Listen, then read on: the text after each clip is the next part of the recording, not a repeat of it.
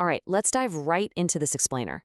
Today, we are unpacking a wildly original franchise that basically took the sparkling, highly produced world of pop music and crashed it directly into the gritty, rotting world of the undead. We're breaking down the anatomy of a totally absurd hit, Zombieland Saga. We've got a really fun roadmap for today.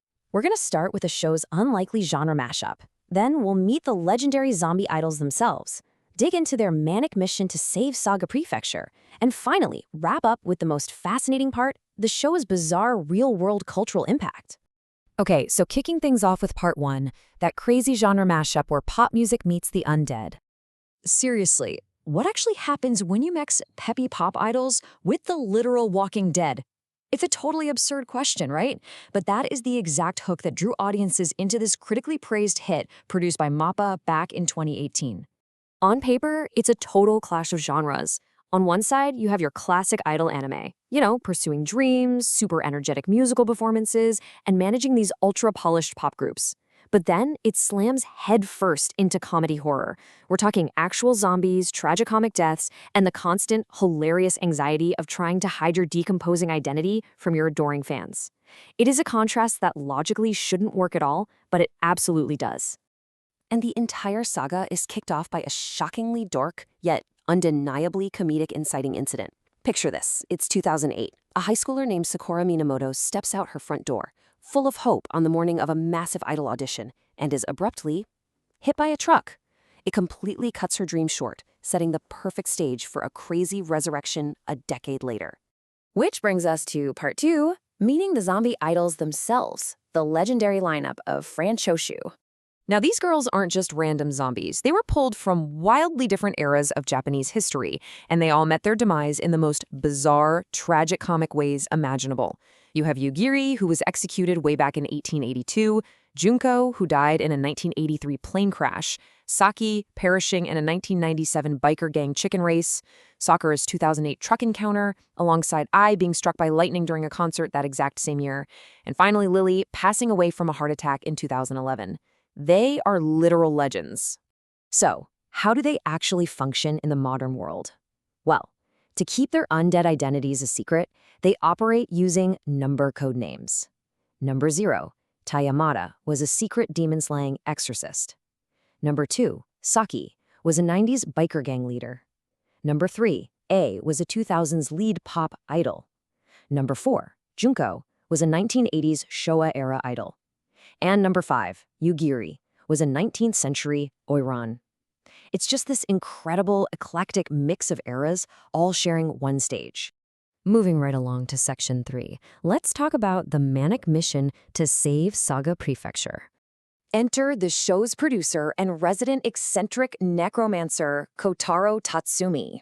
His master plan is, well, it's completely unhinged.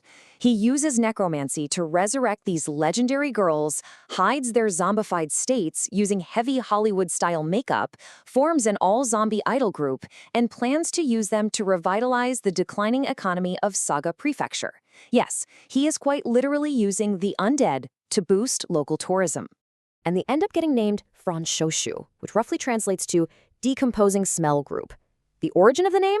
It literally came from a sneeze by number 0, Tei Yamada. And fun fact, she happens to be the only zombie in the group who still hasn't regained her human consciousness. But hold on, because the lore gets surprisingly deep here. It's later revealed in the revenge season that the land is prophesied to face disaster. So Kotaro's absurd idol project? It's actually a desperate, literal attempt to save the prefecture from total physical destruction.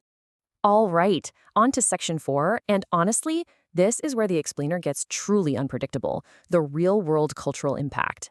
Because beneath the comedy, the show actually packs a serious emotional punch, particularly with number 6, Lily Hoshikawa. Lily was a prodigious transgender child actress who tragically died from a heart attack caused by a brutal combination of occupational stress and gender dysphoria. In the afterlife, Lily actually has zero qualms about being a zombie, because she views it as a way to avoid puberty and remain a child forever. It's a remarkably poignant backstory to hide inside a wacky comedy. Because of this sensitive, layered backstory, Lily earned immense praise.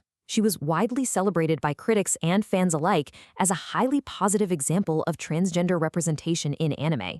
But her impact didn't stop at just fan forums or industry reviews, not even close. This is where the lines between pop culture and reality blur in a massive way. Let's fast forward to May 2019, during a high-level UK Parliamentary Joint Committee on Human Rights session. Executives from Facebook and Twitter are being questioned about social media abuse. Out of nowhere, Scottish National Party MP Joanna Cherry physically displays a printed meme to the executives. And that meme? It prominently featured the character Lily Hoshikawa. Think about that. An anime zombie idol literally became an exhibit in international political hearings on internet policy. Meanwhile, back in Japan, Katara's manic mission to boost Saga Prefecture tourism actually succeeded in the real world.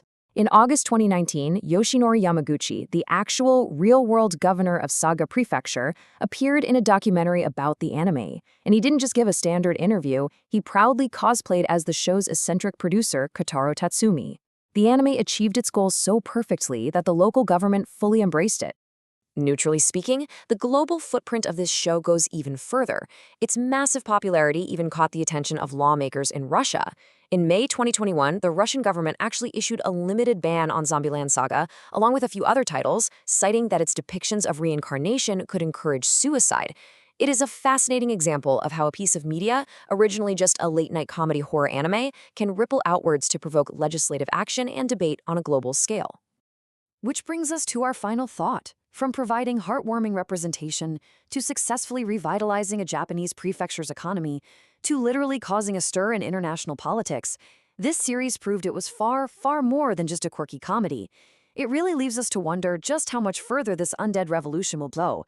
So, knowing everything we've just unpacked today, would you buy a front row ticket to the zombie idol revolution?